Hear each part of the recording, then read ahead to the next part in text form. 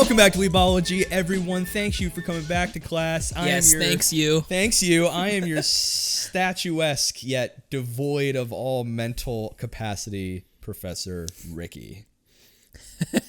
Whoa. Yeah. I'm your stoic professor, Goliath of the Gargoyles. Ooh.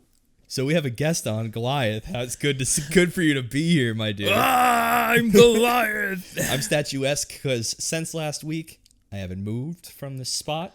I've sat here for a week straight, not sleeping, not eating. Ethan is very concerned. Well, whatever. Like I said, not a big deal to me, whatever, you know. I'm just a wallflower at this point. That's the level of existence that I'm on. I'm a piece of furniture. I'm an ottoman. Very bad of you. But yeah, so we just came off of I'm Ethan, by the way. And he brings it home. We had just got done talking in real world time about a lively, happy-go-lucky, comedic, romantic show, My Bride is a Mermaid. But Ethan, this week, we have a tonal shift. Quite the tonal shift. A Potentially 180. A paradigm shift. Total 180. From light and bright to dark and dreary and gritty and bloody. Ethan, what show are we talking about today? Today we are talking about Darwin's Game. The kill, stab, murder, battle royale series that I would argue I've seen a couple of these kind of killing floor kind of battle royale shows in the past. This one does it really good. Did you just read that off of the books on the shelf? No, I didn't. Is there a killing floor book? I didn't. Maybe it's subliminal. It just that was wild. I genuinely didn't read it. It just kind of came to me. He like glanced over to the bookshelf and then he said killing floor. I'm like, holy shit, did you just rip that off one of the books? I don't even know which book it is. Top shelf next to Ender's Game. Oh, there it is. Lee Child, killing floor. We just hard whipped this off the tracks and it's only 2.5 minutes in. Sorry, it was just wild. Yeah. But yeah, so this show was early 2020. Yeah. And I had not heard about it before. We talked about it in our little, anime winter anime, whatever. Yeah. Episode. And even during that episode, I was not super keen on it, right? Like, I thought it sounded... These kinds of shows have a tendency to get really generic, and edge is just the name of the game, right? And that's all you have going for it. So, and they're still not as populating the space like isekais are. So there's still room to, it's a death game. It's edgy, it's bloody. We can do those things. But then, if you look at it as well, it has a very small, low-key footprint. It kind of went under the radar for us. It was put out by a studio called Nexus, which, if you look, there's like 6 works total. And it only has 11 episodes in this season. It has a small, unassuming footprint all the way through, but I was pleasantly surprised. It didn't feel generic at all. It felt like it had its own character, its own unique feel and story and everything like that. How'd you feel, Ethan, after watching all 11? I fucking loved this show. Yeah? So, the funny thing is, the first episode is basically not about Kaname, or at least, the first bit of the episode. Right. And so I'm, kind of lost. Where's our boy? Yeah. Not like, when you start a show, who the main character is, but, you can see from the, the art, right, the poster art or whatever for the season, who the main character is. And the very beginning, you're like, what the hell is going on, kind of, right? Yeah, but it doesn't, even though you feel a little disoriented early on, it does a brilliant job kind of showing you enough visual exposition to kind of give you the gravitas of how, this game operates and the stakes here. And it set up the world before we got the main character, and that did a really good job of, when he gets injected into this game, you already kind of have a sense of... Right, I loved that about it. It was, very clever. I think like a lot of shows try to do it, but this one, first of all, it's simple enough to where like you understand you get killed in the game, you get killed in real life. Right. But what I loved is they did like a societal. Sorry, something's choking me. Hang on. Oh no, I'll take over for him. Where we are, when you kind of get your bearings after the first episode or two, you find out that a societal explanation for why these like little. So basically, when you die in this game, your body like cubifies and vanishes, which was totally left field and super cool. Like you digitize, right? But it also like will leave your body print on the ground or whatever you're leaning against, essentially. Yeah. And so the government is basically saying these are like some vandal artist, like a Banksy sort of person, right? Going around and making these art installation and fixtures. Mm-hmm. I don't know. I really like that they like made a reasonable kind of logic leap to say, this is where these are coming from, because it's hard to really think like, okay, these were people, right? Like what you see this piece of this indentation on the ground in this very pixelated manner, and you have two options. You either think A, this is a supernatural death game that people play on their phones for hundreds of millions of yen, or it's an art piece. Pretty logical to go with door number 2, when in reality we learn it is, in fact, it's door number 1. But yeah, so it's honestly... So explain the mechanics of the game just a little bit. So what happens is you get invited. You receive a game notification invite to download something called Darwin's Game. And then when you make a profile and hit begin or play, the supernatural kind of stuff kicks in, and a snake comes out of your phone and goes for the neck, just goes right for the neck, and you oftentimes will pass out and then wake up to what seems like you've just been unconscious, and then you now are part of this game where the object is, kill other players, have battles, gain notoriety and money.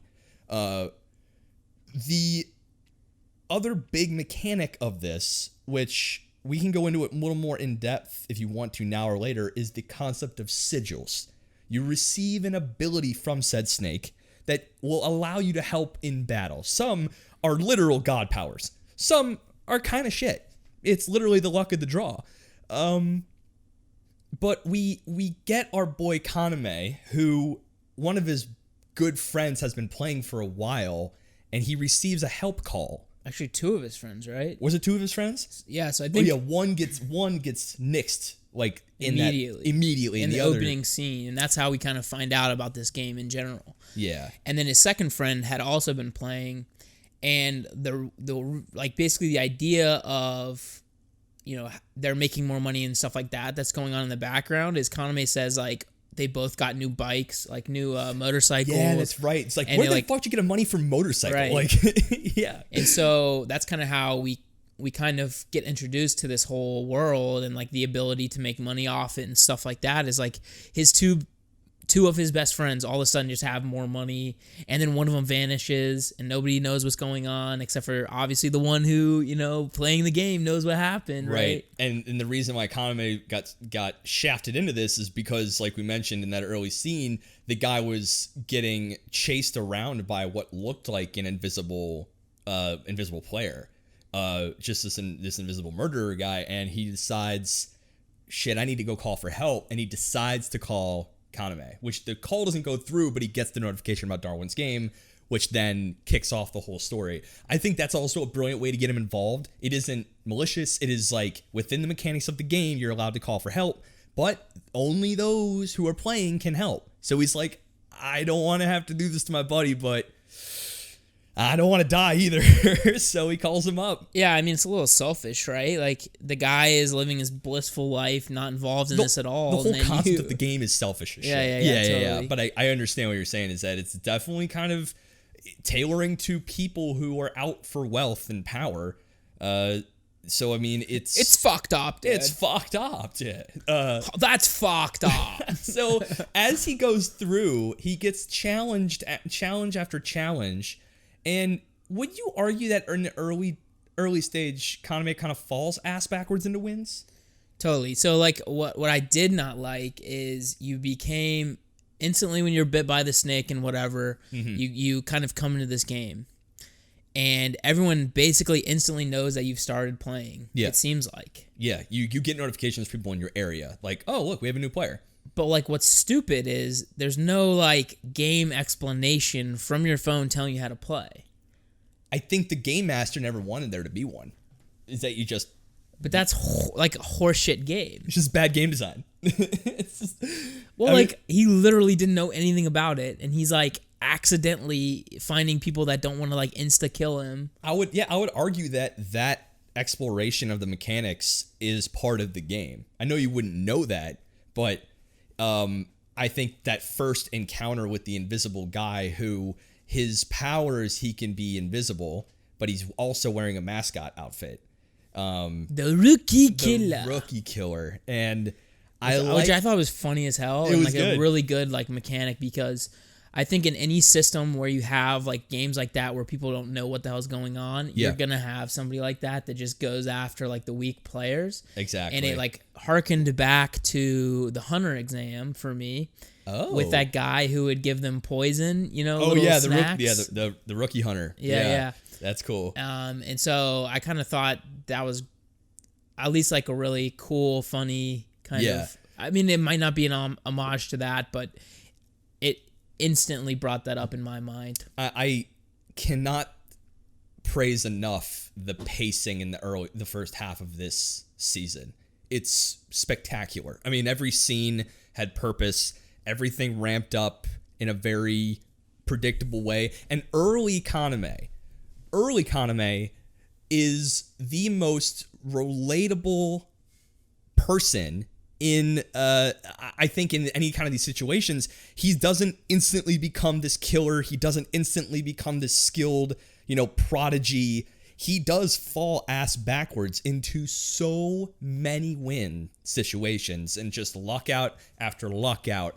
And when I was watching that, I'm like, okay. Folks, I found out we weren't filming, so this is going to start after 12 minutes. All of a sudden, there's going to be a film. Oopsie. I think it's because my dad called me in the beginning of this.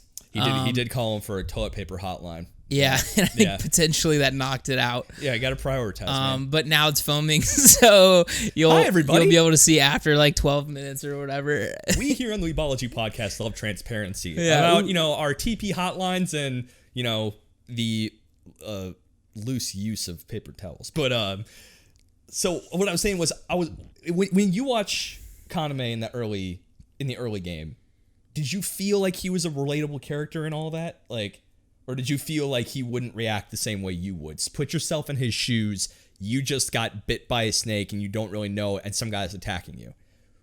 Do you, like, his actions felt very reasonable. Yeah, they felt reasonable for a complete pussy. And like, I think that is the point. Like, he's supposed to be like a little bitch. Right, yeah. And he definitely acts like one, so. Yeah, he's definitely a little pussy boy. If you can tell. Yeah. I don't agree with his mindset generally.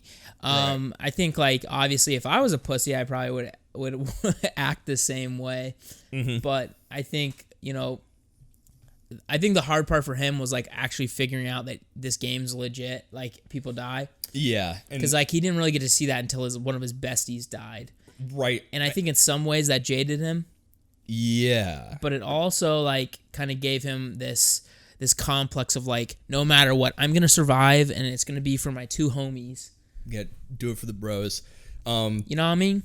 I do, and I guess I know it's kind of a big question, but I mean, if you just witnessed this death, this digitizing, breaking down of your friend's body, he basically still has the commitment to not kill anybody.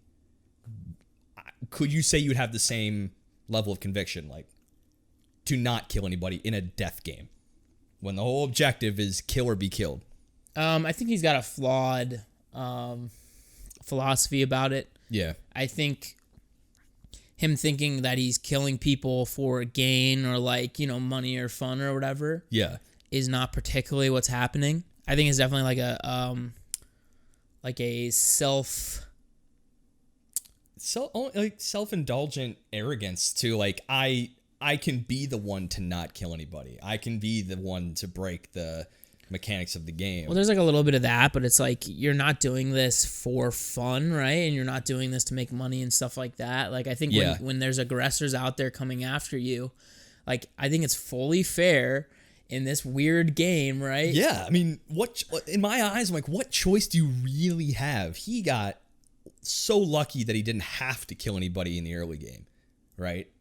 Because his first one got hit by a car, which when you're an invisible power in a parking garage, you're kind of asking for it. You absolutely are asking for that. Fucking idiot. And doesn't he immediately after fight the female lead, right? Yeah, so he basically finds, I don't know how she contacted him. So basically she was, okay, when a fight starts, you can, on your phone, you can kind of see all the people that are fighting. You can see clan battles and shit like that. That's a good mechanic too. And when you're in the fight, you can locate your opponent, but not like super finitely, right? You can get a general area of where they're at, because you notice that the invisible guy could get him within like, maybe 50 yards of where his actual location is. But yeah, I think she messaged him saying like, if you want to know more about the game, come to this warehouse. And then she kind of pops off. Like they try chatting, and he's like, I really don't want to fight. But she's like, well, I kind of want to fight. So. Well, I think it's because I think he did a reasonable thing and brought a weapon. Yeah. But in her opinion, if you bring a weapon, you're meaning to use it. That's good. Yeah, she did say that. And so she does actually attack him. And this is really like one of the major impetuses for him to gain power quickly or like understand what's going on. Right. So they're kind of explaining what's happening like with the game and all that while they're fighting, which I think was pretty interesting. That's cool. I mean, it's achieving two things at once. It's, if I'm about to kill him, might as well see if he can put up a fight. But that was never really her objective in the first place, really. I still was kind of unclear what her objective was other than to fight.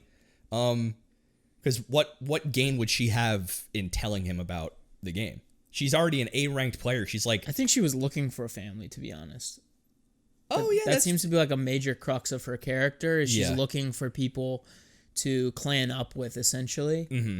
And this girl's name is Shuka. Yeah, Shuka. And a.k.a. the Queen of Thorns, and the undefeated queen, who is an A-ranked player, very highly feared, very efficient, and she then tells him about how to use a sigil, which I think is a good segue into talking about what these are in depth. So, Ethan, can you hunker down on if sigils are a power system? It felt really loose, right? Like anything goes. There's no like power source. There's this. It's a lot of mystery to what a sigil actually is. I mean, it kind of just seemed like pure RNG. Like you play the game and you're given an ability essentially. Some people can go invisible, like we said. It's surprising there's no like overlap of abilities. Like at least so far, I haven't seen two people with the same ability. There's kind of similar ones that are like there's fire-based ones. We've seen maybe one or two fire-based ones. But the one guy was special because he can surround himself in fire instead of shoot it out. But in some of them, some of them just get like god level crazy. Like, we meet a little girl named, she calls herself the analytic or the analyzer chick, who's like super smart and all. She's like an information broker. She is, I want to say, the analyst, something like that. Her name is Rain Kashiwagi. Rain. Okay.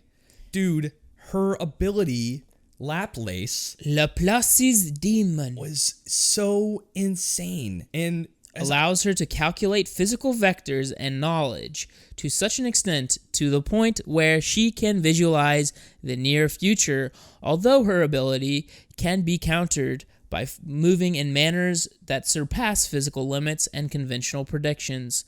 Does that coming out of your brain like super? Yeah, right off the top of the dome. Yeah. So I actually think like, isn't Laplace transforms and stuff like that in math? Isn't it like a way to predict using like historical data. It's like using waveforms and like electrical. Because I thought Laplace's demon was a mathematician thought up of if a creature out there knew all the information about every particle in the universe that they could like predict. They can know every future, past, present. Like, yeah, I think that's true. That's true. Which is funny because, like, I think it makes total sense. Yeah, right. Like, obviously, but he also was like a mathematician and just in general. Yeah, and I think there's some stuff that he made, but his transforms and differential equations, which I do not remember very well. And now on the math portion of our podcast today. All right, so it turns out 2 + 2 is. You're right, not 4. It's the new world order we live in nowadays. I decide. So, I feel like her power is literally like God vision, and I don't feel like it's ever utilized to its maximum, from her perspective. Maybe because she's an uncreative. Maybe I don't know. Her being a sniper made sense, though. I was going to say, she's a sniper and she never gets hit because she can, like, dodge everything. I think it's, like... Fucking hacks. Yeah, pretty lit. Fucking hacks. Who else had an OP one? Wang. Wang had a pretty OP one, so... I never really got what his was. I couldn't tell if his was the ability to, like... cut things or like teleportation. He kind of put it a certain way near the end. I think in like the last episode when he was getting his ass kicked. His sigil allows him to reach extremely high heights within a second. He said he can control space, which allows him to do that cutting move. He can just like separate things that are like I guess an atomic level of sharpness. But I mean, the way I was thinking about it was he was like hand. Yeah, well, yeah, he was like hand from JoJo's. JoJo. Yeah, he can basically tear away at space, so he just kind of would use that to both teleport and just slice people up. He was a weird dude. His character was so kind of one note, but he was a good antagonist for what he needed. So in this game, the people will clan up and gang up in big ways, and in Shibuya, the 8th gang, I believe is what they're called, and their leader is this literal psychopath named Wang, and that shit dude where he would cut off the fingers of his victims and then shove them in like alcohol in a jar and ferment them or something like that and pickle fingers. He has a habit of cutting off their fingers and pickling them into juice. All these facts coming off the brain right now. I'm shocked. It's pretty impressive. As if you had the wealth of human knowledge at your fingertips. Yeah, I have Laplace's demon. Oh God, he has the sigil. Other ones are a little more physical. There's the guy who's like a speedster, and the other guy had Tempest, which it felt very telekinetic, big punch force. But Ethan, what was Kaname's sigil?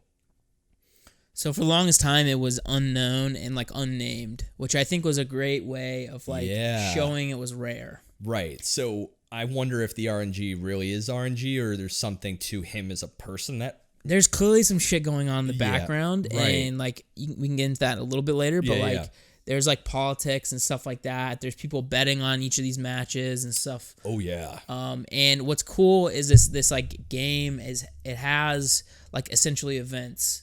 Like if you play Fortnite or Apex Legends or whatever, there'll be like a new event where all of a sudden there's new golden Mozambiques everywhere on the map or something like that, right? For Apex. But like, so in this case, there's different events and only a subset of the players will be invited, and they'll basically be teleported to wherever the event starts. And then it's basically like a battle royale, or they're searching for something or something like that. Yeah. And I actually found that this part was a bit weak for me. I loved it because there was like this clear people that weren't in the actual match and were like aristocratic type people could bet on it, and there was like this whole economy on the outside. It was a little bit like Kaiji, if you've ever seen that. That was probably the strongest part of this for me. I think the weak was the actual game rules itself. The vagueness, I think, kind of what you were saying before, giving you like unclear ideas, but then they kind of saved themselves a little bit by making it more of a puzzle kind of thing. I didn't really strike me that Kaname was a smart enough dude to figure this puzzle out. I think I was a little bit of an asshole that he didn't. Rain figured it out. And was it Rain? Okay. Because I thought he was the one who came up with the idea that the gemstones that they were collecting aren't actually what matter. No, that was Rain. That was Rain. Yeah. She makes sense. I mean, I'll say like the ending was fucking stupid. Like the there's only one locker in all of Shibuya that has a 6 code digit. How do you know that, you psycho? It's exactly like he definitely felt a little assholey in terms of like. No, Rain knew that. She's the one who told him. But I'm saying either way, nobody's gonna know that. I don't know, something about this. It was out of character for him to be able to execute this plan and be ballsy enough to go in front of a guy who can literally cut you up from a distance. I don't know. So like that's one thing. Like, so the main character Kaname is like a major pussy in terms of like not being willing to kill people, but I think he is very strong and strong-willed when it comes to like following through on his convictions. Yeah. And so he wants to save Ryuji really, really, really bad. So it didn't really feel that out of place for me to see him. You know what? I take it back. It is a little bit later in the show that I think it becomes out of place. I think that was a good turning point. It was staunch because I was like, oh, I thought little baby boy was kind of a pissant, but now he's like, oh, okay, he's a bold dude. Going in front of all of the 8th clan essentially that they have. I don't know. I think he showed some chutzpah when he fought against the undefeated queen as well. Yeah. And that's like kind of what made her feel like, oh, this guy's actually a badass and I'm gonna fall in love with him type stuff. It's enough to make a grown man cry. Did you like Shuka?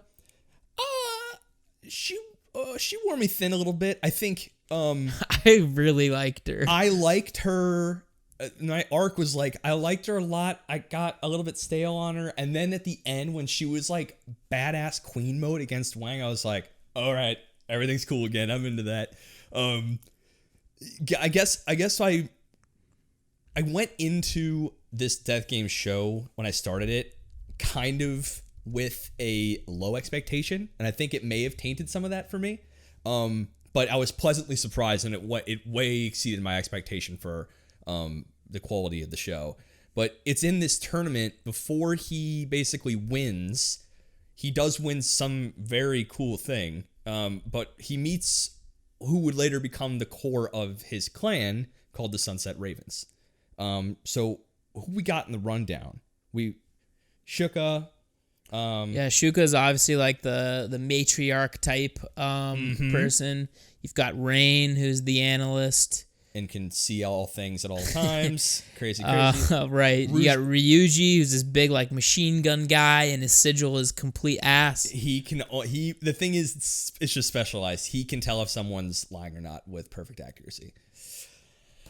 RNG, man. Sometimes you get it. Sometimes you get absolute calculation cucked. Yeah, sometimes you can't find any armor in Apex Legends, and then you just fucking die instantly. Something recently happened in Apex. Do you feel really salty? I don't want to talk about it. There it is. And we have what I'd say is the weirdest character in Sunset Ravens up to this point. 100%. So Sui/Sota. So it's like the youngest member of Sunset Ravens with a dual personality due to the presence of her deceased older twin brother Sota's soul within her body. I missed that it was a soul thing. I thought it was like multiple personality disorder. Like she would just flip in and out. Yeah, it was not well explained. But while Sui is quiet, shy, and soft-hearted, Sota is violent, bloodthirsty, and outspoken. Yeah, he was a little tweaked. Like he was like a little too built for the game, the death game. But their power was like water manipulation, essentially telekinetic water bending for you Avatar fans. Yeah, so Sui's sigil is Pollux Light, which allows her to control water, and then Sota's sigil is Caster Light, allows him to freeze things. So they did use both of them in tandem, which I think was actually a pretty cool mechanic. Super dope. Yeah, but that raises some interesting questions about the mechanics of the game. So he got 2 sigils because of the existence of 2 souls. So there's a linking of soul and power there. It seems like at one point they both were in the game, and he died, and somehow their souls were inextricably intertwined. Ooh, and that's the thing. So it's tied to not to the body, but the soul, which is getting into some sweet spirit power stuff. So, at the end, Yusuke, you're a Meshi. How'd you get in this game? I'm a spirit detective. My sigil is Spirit Gun. So at the end of we get this core cast, and they make for a good little squad. They're enjoyable to watch together, definitely. After Kaname wins the whole shebang, this big treasure hunt of sorts, inside of the box is a phone, and he receives a call from the game master, Darwin Daddy himself. And he says, "Hey, good job, nice win, nice Akilu. What's all the stuff that he gets? He gets a bunch of cash, like a lot of cash. These points are like akin to basically cryptocurrency, and they're worth a fuck ton. It kind of seems like there's a Darwin currency essentially, D-coin. but it get instantly like changed into yen. Yes, or whatever your you could basically denomination is. Of choice. And you can also use it to buy in-game items, which you can literally get like they teleport in. That was fucking sick. Yeah, so they basically like you could buy a grenade mid-match and then you can use it. But like I said, these are very expensive points and it's not cheap. So and you get points through like battles, clan battles, like these different squad battles, or like these different events that happen. Like as far as I could tell, he and his clan were the only ones to get points. I thought it would be kind of cool if there was like a clan battle at some point and they'd each get different amount of points depending on how they finished. Oh, yeah. I thought that would have been kind of cool, but it's an all or nothing game. This is high stakes. Because like I think that was one thing they didn't really explain that well is like so the premise of that original match with like all the different people being teleported to Shibuya was if you find these different rings, they're worth different point values. Right. And we never really heard whether... So Wang's 8th group had like 33 rings, which was like $1 bajillion. It's a shitload of cash. But we never really heard whether they got that or not. Or if the game was like thinly veiled to be like, there's an undergame. Yeah, undergame. Right. Yeah. And there's some details that they left out, but that's what I'll say is like this show...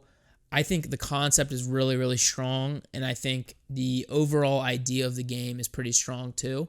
I'd say the execution in certain situations, not super ideal. Yeah, I'd have to agree. And it's to the point where the energy that you're feeling off of this show is, you could tell that all the writers are like, do you like isn't the concept cool for like 11 episodes without, doing going the extra mile in some scenes to really... And you know what? They're right. It is cool. It is cool. So, I mean, and for it being an 11 episode season... Holy shit, 11 seasons. Get after it, students. No, 11 episode season. It's an easy eat. It's a quick snack of a season. And it's over before you can hate it if it's not your thing. So it's something that...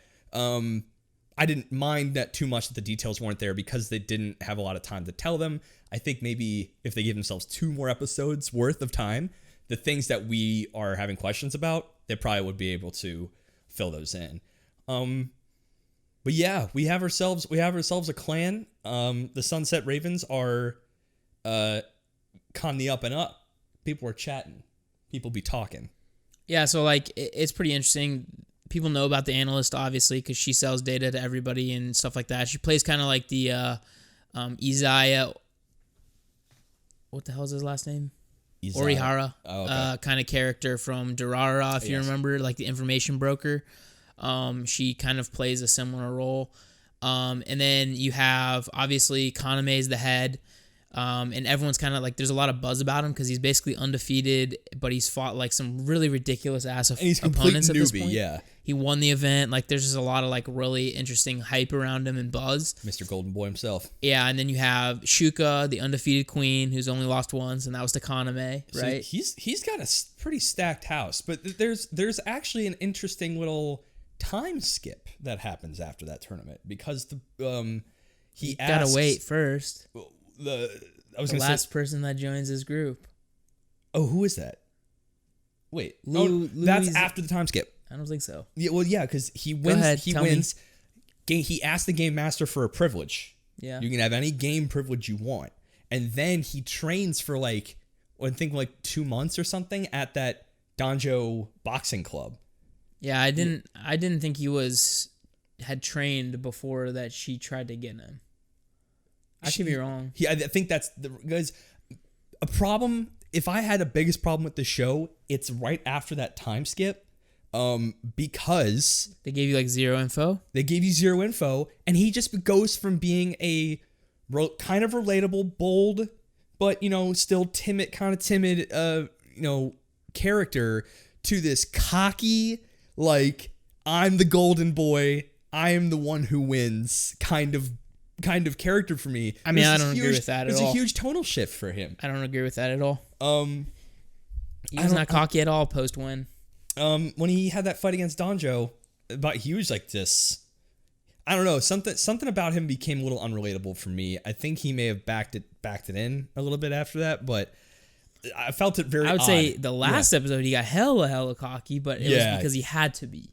That's when he went full hog. So basically, this stuff with Danjo, there's this other group, another massive clan in their area. Yeah. And they've decided they wanted to create an alliance. Well, Danjo's a martial artist, and he says, okay, I'll only recognize you as an alliance member if, you can fight me and I view you as worthy. And I'm not really sure what exactly the Sunset Ravens were doing for Danjo to make it even worth their while. It didn't really make a lot of sense from that perspective. Yeah. I think that might have been why he wanted to fight. Okay, we let you. Maybe they trained him, and I don't know why they did that. Maybe he save somebody for them or something like that. I'm not sure. That was kind of unexplained, but that fight kind of gave way to, okay, we will have an alliance with you, and in comes Zulane. Yep. Oh boy, Zulane. So fine. Yeah, she's so gorgeous. She's this insanely powerful. She's the number one player in the game. She had essentially superpowers before. Yeah, she joined Darwin's game. Yeah. So she's from a long line of Taiwanese hit women. Yeah. Hit people. It's 2020 after all. And so she basically bets on them to win the game, actually, in that little event. Yeah. And ends up winning, obviously. And she decides, okay, I'm going to take him. I'm going to take Kaname, and he's going to marry me or join my clan, or I don't really remember other than that what the hell her plan was. Yeah, that's where, and that's who, they didn't have to do this next part. And I told Ethan that, I can forgive the Danjo time skip thing. I can forgive maybe my perceived him pulling away from his relatability in a little bit. I can forgive that. That's progression as a character. But when they're both in the car and he is tied up in her back seat, the amount of wanking that she does for Kaname is so strange to me. You're literally a natural born killer. It turned from a compelling guy to, again, they made him look like kind of a power fantasy, which I kind of didn't want them to do with him, I mean, I guess I can get that, but I think he's shown throughout the show to just be legitimately a natural at this stuff. Yeah, I guess. And I think even when he was fighting Shuka, she was surprised at how quickly he was picking it up and how quickly he was formulating, plans and stuff like that. And I think that's been a progression that we've been seeing for him is he's getting really fucking good at this. He's really good with the gun. But not even just with a gun, but just he understands the game really well. Yeah. And he's so for instance, the way he gets out of the Zhuan thing is he basically does a clan fight with her and says, you have to be able to get away from my clan without killing anybody. So he gives her this so her obvious inclination is just kill them all and get away, and then she wins. Which she could do so easily. So he throws that little piece in, and that kind of shows okay, he's getting it. He's getting the idea that he clearly understands that there is a way to do this that does not necessarily include just like overwhelming power. Like him and the analyst are both using their brains a lot more than a lot of the other clans. Yeah. And I think that's where you're kind of seeing this potential, like you were saying, he turned into like a cocky idiot. I think it's just because he's like thinking a couple steps ahead of a lot of people. Yeah. He's able to kind of like, I don't know. I feel like he's got a better grasp of this game than anyone really potentially could. Maybe I didn't consider it that way, that his desire to not kill started because of this, maybe slightly misplaced sense of morality in a game that's literally about killing. 2, I can still do it, but I'm being strategic with it. Like that detail of not wanting to kill people was less of a morally taken stance and now a strategically taken one. So that's it. I can see that flip. That's a cool flip. He turns out he is successful and manages to snag the number 1 player into the Sunset Ravens. And that line, that interaction was cool. Was like, if you're gonna betray the clan, do it to me first. I need you to promise that. She's like, okay, if I murder everybody in the clan, I'm starting with you. And he's like, haha. Okay, you're in. I don't know why. I loved that like interaction. That was a good interaction. It was like pretty like both like high level brains kind of talking, like, because obviously they're not brain blash. Well, they're not like good enough to really take in the number 1 player. Like yeah. I didn't really understand her point in trying to join the clan. That didn't really make a lot of sense to me. Like, really, what is it in it for her? Him? Maybe? Yeah. Is she that much of a thirst trap? She could have just killed everyone, though. Like, literally, while they were standing there, killed everyone else. That's a good point. Him. Yeah, so I don't understand why she's playing his game, if that makes sense. Maybe unless she's just waiting to see. Maybe she's the long haul for it. It's potential that she's just waiting to see how strong he gets. That's actually, and because that's what I'm saying. If she's got an eye for talent, and she prides herself in an eye for that kind of talent, she's gonna sit around and wait for it to be, matured before she. Okay, so waifu battle. Who should he marry, Shuka or Louis Julian? Julian, done. Even though he has to become like a bloodthirsty assassin. He already, by the end of this first season, he is. already kind of is. That's what I'm agree. saying. So he's actually already the kind of man she's looking for. Okay, what if he's able... This is so stupid. What? What if he's able to keep Julian as his wife, but have Shuka as his side piece? So you're saying... Like, basically live with Suka, but like, be a so wait, sperm donor, essentially. So who's the side... Oh, so he's just basically... He's being studded out to Zhuang yeah. for his assassin butter. Genes. Yeah. His assassination butter, and to make elite killing children. Yeah. While having a nice homely experience with Shuka.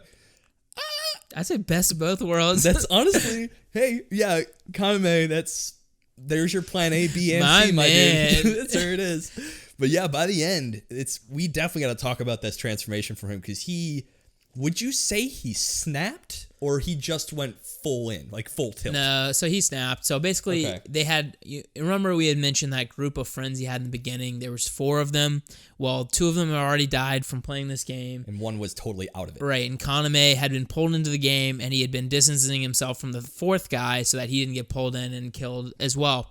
Well, this guy obviously feels like, where the hell happened to all my friends, you dicks? Fucks, like, where did you assholes go? And why y'all butting so many freaking motorcycles, dude? Yeah, so he actually goes to his house and gets kidnapped by the 8th. Yep. And so I saw that scene, and then the next episode, they were like making a lot of references to like taking someone, and I was like, what the hell are they talking about? Did you know there's after credit scenes, right?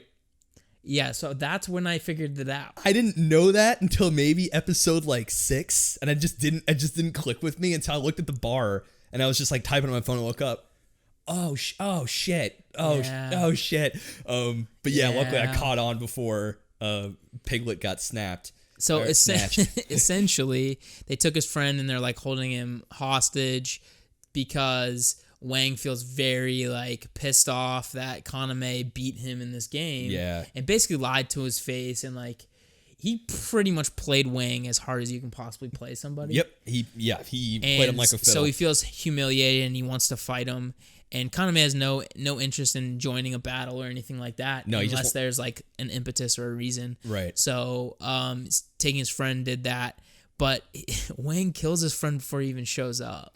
That was harsh. And I think it was harsh too because basically the plan to get him out was Suka went up on top of the building, dropped a phone down to his friend, and basically said, you need to accept this invite. Right, you gotta join the game, get a sigil, and get out. So he actually had to do what someone else did to him, but for the reason of saving his life. And when he signed up, he got straight up telekinesis. Right, it was straight up telekinesis. Ridiculous. So I thought we were about to see basically what I was like. It's a total side headcanon, but what I would like to have seen is Piglet goes mad with power, kills Wang, and takes over as the 8th, instantly.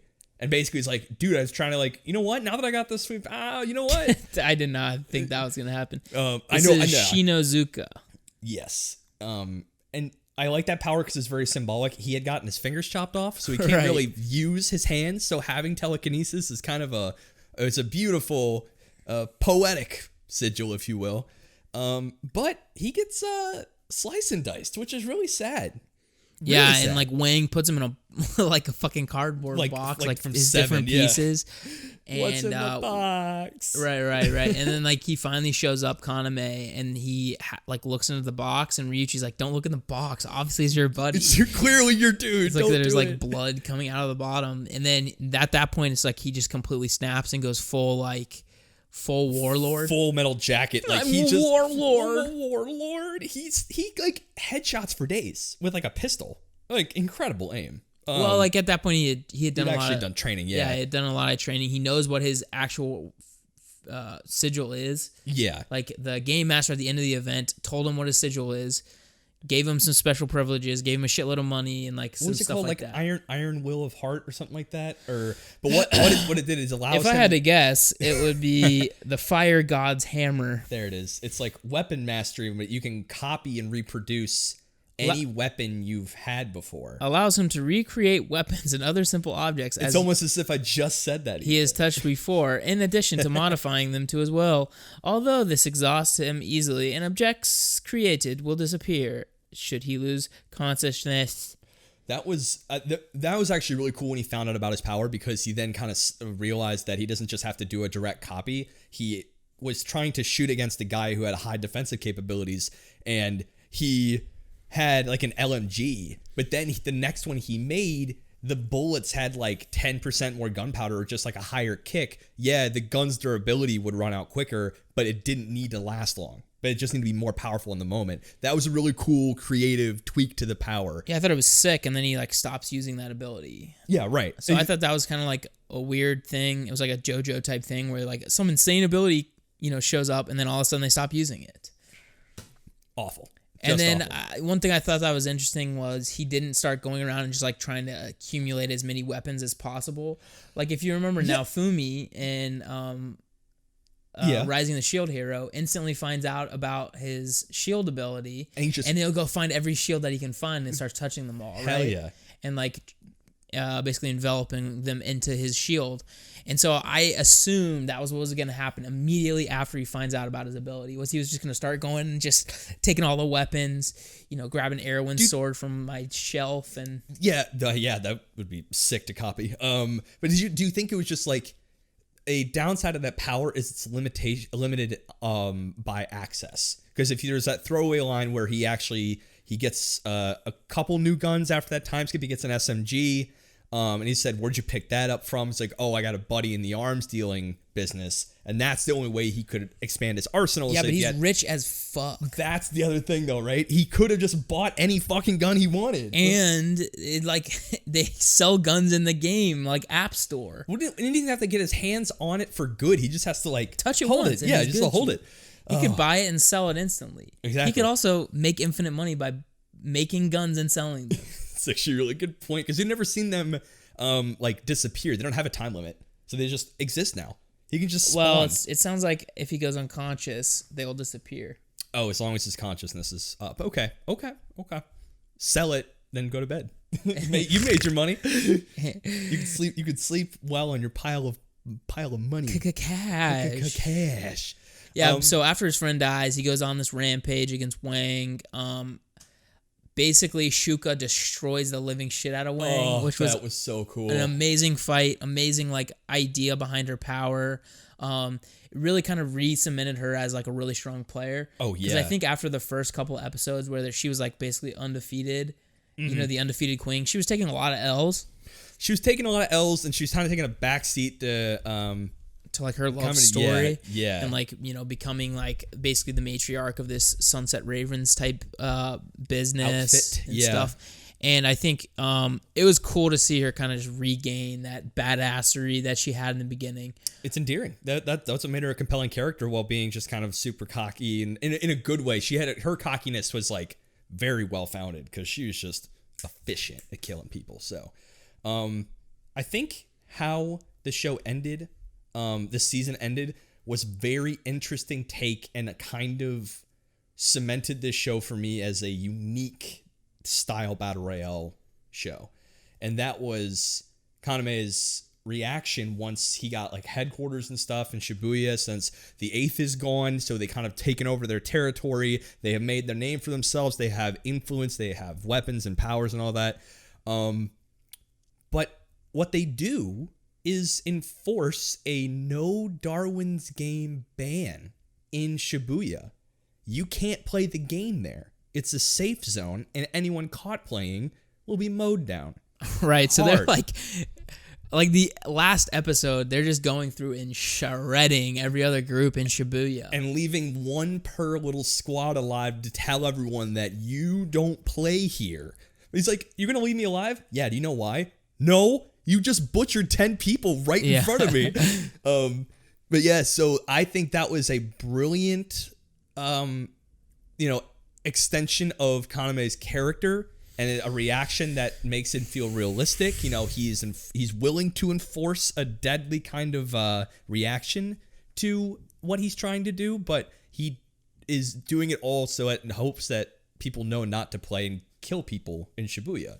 Don't play no games in my area, motherfucker. He's trying to break the game, and Game Master notices at the very end. Right. So he's like, basically, once Shinazuka dies, he's decided like, I'm gonna kill this stupid Game Master. Yes. I'm like over with it. Like even during his conversation, the Game Master basically says like, I can't end the game. You have to come like end it for me, essentially. Right.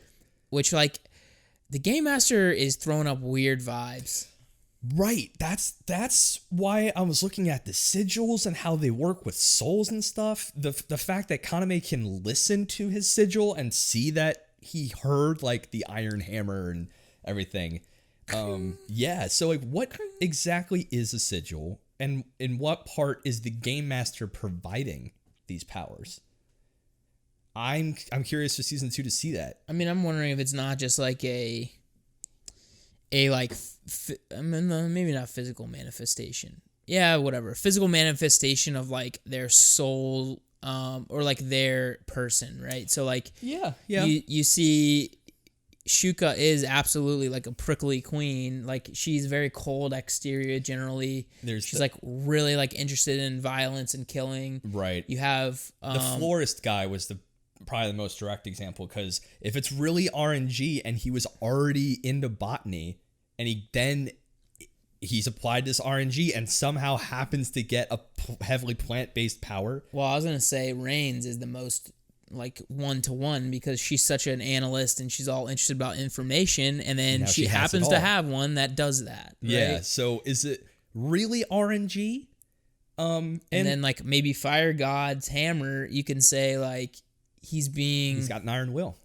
Well, but he's also like being like tempered into a new type of player, or like the number one player. Zhu Lang even called him a diamond in the rough, so to speak. Yeah. So, a little bit of that. And even Piglet, when he had no fingers, he now has the power to move things without having to need fingers. So it's a and like Sui is like really calm and sweet. And water is like very flowy, and very flowy, nice, whatever. And then Sota's kind of a rigid psychopath. asshole. Yeah. It's so's ice. Yeah. So I mean, it's when we talked about it being RNG. Maybe the theory is it's not so RNG, and I think we'll definitely be learning more about sigils because the Game Master clearly knows everyone's sigil. He clearly has a deep understanding of everybody's, hence him telling Kaname, this is what it is, this is how it works.